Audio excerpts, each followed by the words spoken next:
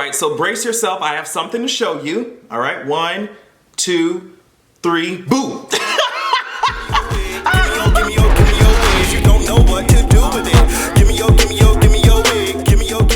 So I'm sure I made it obvious, but my first topic is a really quick update because I don't want to spend too much time on it. Really quick update about what's going on in the political realm with the talking to pay the cheating Cheeto. But before I get into that, I just wanted to let y'all know that I listened to y'all.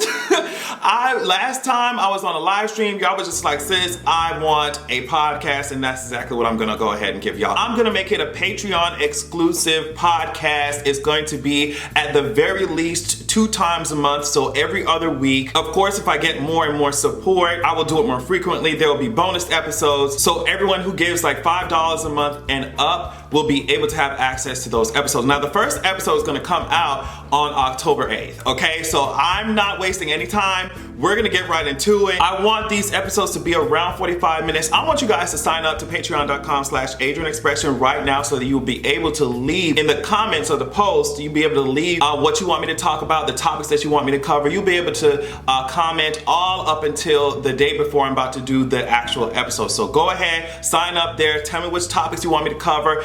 You know what I talk about. I want it to be a little bit more personal than I have been in the past, especially since you're gonna be supporting me every month. So I want it to be a wide range of topics. Go there right now, sign up, let me know what you want me to talk about. The first episode will be out on Patreon only. There's an RSS feed, so if you want it sent to iTunes and other streaming platforms, you can. But it's going to be mainly off of Patreon. I'm really fucking excited, and I know that you all are as well. I'm gonna keep reminding you of this. It's gonna be all over my social media. Please do not hesitate to check it out, sign up. So since there's so much to cover, I'm gonna talk about this really quickly. Like I said, Trump's inner circle they're just scrambling all around. We aren't in the UK, but them London bridges, they're coming tumbling down. Now, Mike Pompeo, he's the Secretary of State. When he was on these networks, these major networks, and asked a question like, girl, what's going on with this Ukrainian call? Like, what's going on? He was, oh, I don't know. And then he recently, just today, was talking about the fact that I actually was on the call, AKA I knew exactly what the hell was going on. Wig after wig, edges after edge, they're just being snatched all over the place. I mean, Trump was over here trying to do this press conference with the Finnish president, and when he was asked simple questions about the call to Ukraine, he just blew. He's like, you need to ask the president. The president of Finland is here. You need to ask him questions. I already answered. He's just blowing his top. He was talking about Nancy Pelosi likes to give subpoenas away like they're candy. It's just, it's just so obviously going to shit. Like, it's obviously going to hell. At this point, the Republican politicians need to just go ahead and say, hey, this train is about to go off the rails. It already has. And so I'm expecting more, and I don't know how many of them, but more and more of them to make statements that make some type of sense. At least, I know they're not used to that, but I'm expecting, because they see how this is going, because they see that there's so many people so obviously scared and scattered and guilty, just guilty. I'm expecting some of them to at least make some type of sense in the following weeks, but they're not backing down. I think I recently saw that the House has subpoenaed the White House for even more documents. It's just give it up. And they also said that if you try to play those same games that you did with the Mueller investigation, let me tell you something. At that point, it's going to be obstruction of justice, and we're going to use that as evidence when it comes to trying to get your ass out of here, when it comes to impeaching your ass. Obstruction of Congress, sit your ass down. So that's a really quick overview of what's going on politically. Also, since we're talking about politics, Bernie Sanders recently had to undergo a procedure. This is coming from Jeff Weaver, which is his senior advisor. Bernie Sanders was experiencing some chest pain, had a blockage in his artery, and he had to have 2 stents placed in, so they had to cancel his events and appearances until further notice. So that's what's going on in the world of politics, and this is kind of related to politics. If you have not been living under a rock, you saw the statement that Prince Harry released about Meghan Markle and the fact that these tabloids and the media has been dragging the shit out of her ass. Basically, this was Harry talking about, Nuck, if you butt, boy, I put that on the crown. He said, if you think that you're gonna try Meghan Markle in the same way that your asses have tried my goddamn mama, you got another thing coming. I will read some parts of the statement. Now, if you didn't know it, they're suing this tabloid called Mail on Sundays and their parent company, Associated Newspapers, for them releasing this edited and butchered private letter that Meghan was sending to her father or something. It was quite some time ago. This is what Harry said. Unfortunately, my wife has become one of the latest victims of a British tabloid press that wages campaigns against individuals with no thought to the consequences, a ruthless campaign that has escalated over the past year throughout her pregnancy and while raising our newborn son. He goes on, it is for this reason we are taking legal action, a process that has been many months in the making. The positive coverage of the past week from these same publications exposes the double standards of this specific press pack that has vilified her almost daily for the past 9 months. They have been able to create lie after lie at her expense simply because she has not been visible while on maternity leave. So yeah, Harry's telling you girls to lawyer up or sit your ass down. He said, though this action may not be the safe one, it is the right one, because my deepest fear is history repeating itself. I've seen what happens when someone I love is commoditized to the point where they are no longer treated or seen as a real person. I lost my mother. Now I watch my wife falling victim to the same powerful forces. If they win any money from this, they said they will donate it to anti-bullying charities. So I don't. This statement came out of nowhere. I was like, damn, he out here. He said lawsuits, subpoenas in the club. Who ever thought that these tabloids fucked me up? We rockin' them lawsuits, ho. We rockin' them lawsuits, ho. Yeah, that statement came out of nowhere and it gave me all types of life. I had to tell y'all about it. So I remember talking to you guys about the whole Amber Guyger case, and I said I didn't really want to focus too much on it because, I saw the fact that they were whipping out this stand your ground castle doctrine bullshit. I said, oh girl, Amber, she gonna get off. She's going to get, but I don't know what happened.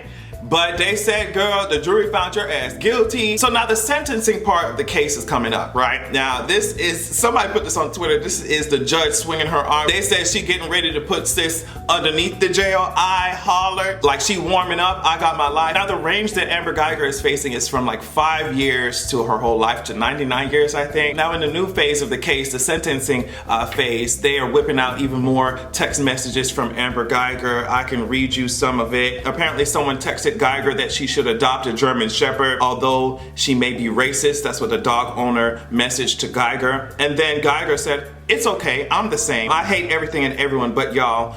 She talked about being around black police officers and like, oh, they work differently and I'm not racist. But this text was from January 15th, 2018 during the Martin Luther King parade in Dallas. Someone said to her, when does this end, LOL?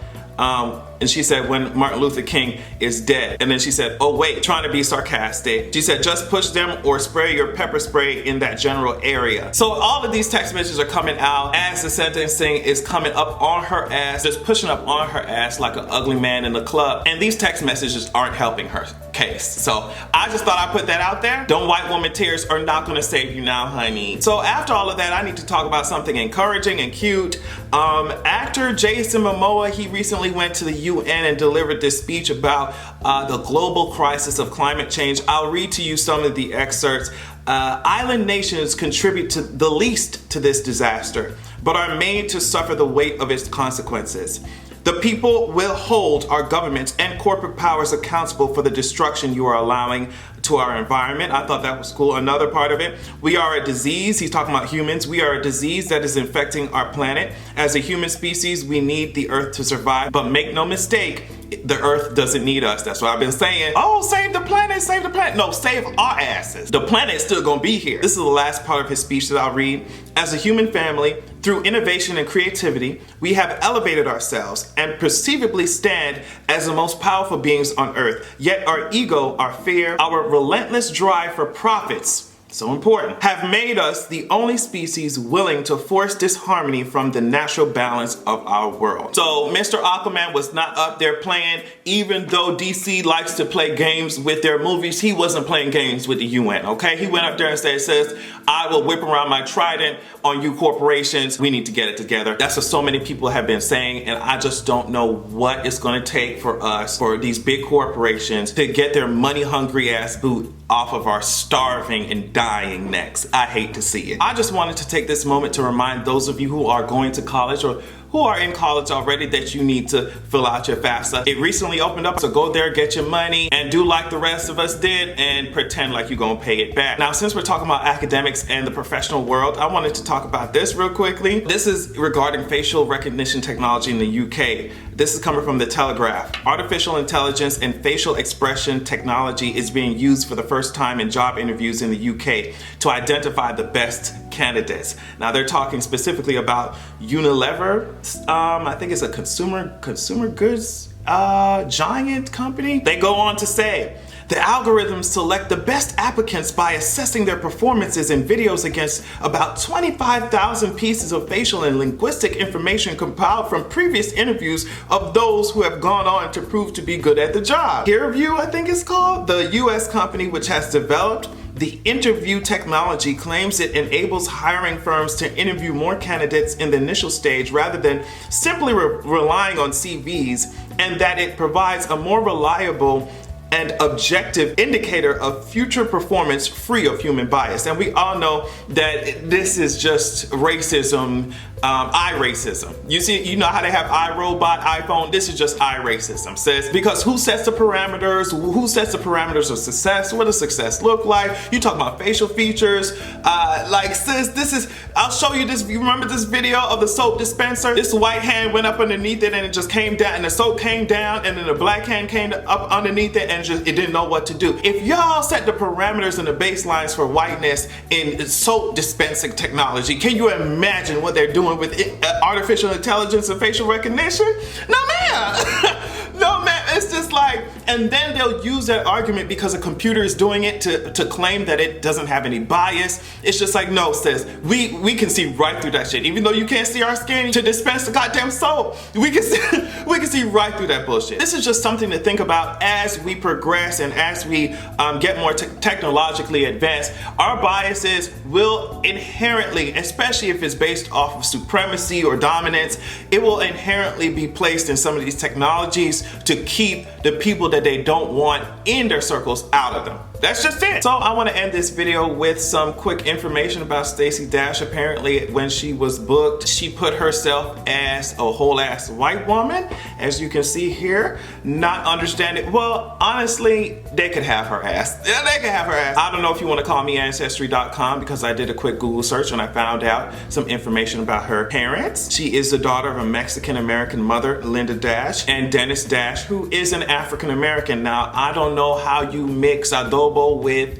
collard greens and end up with water casserole or raisins in your potato salad, but that's exactly what happened. She can stay over there. It's really unfortunate. I heard the 911 call. It seems like she has a whole lot going on in her life. I wish that she would just figure that shit out and call upon the powers of Trump, since she was so ready for his ass to take the Oval so he could help her ass out or something. I mean, she didn't even have enough money to hire a lawyer. It's just, after playing the fool for so long, you should at least be able to cash in on it. It's just, it really is sad. Like, as much as I'm dragging her ass and I have before, it seems like in many cases you reap what you sow. Ooh, girl, that's a cautionary tale, honey. On that note, I want to thank you all so much for watching. Make sure that you go to patreon.com/AdrianExpression and sign up. If you want to hear the podcast and give your 2 cents and give me suggestions on topics to cover, write me letters or whatever, make sure you sign up to at least the $5 tier to have access to the Expression podcast, which will release its first episode on October 8th. I am so excited. I love y'all so much. And unlike the executive branch, we are going to have a good goddamn evening.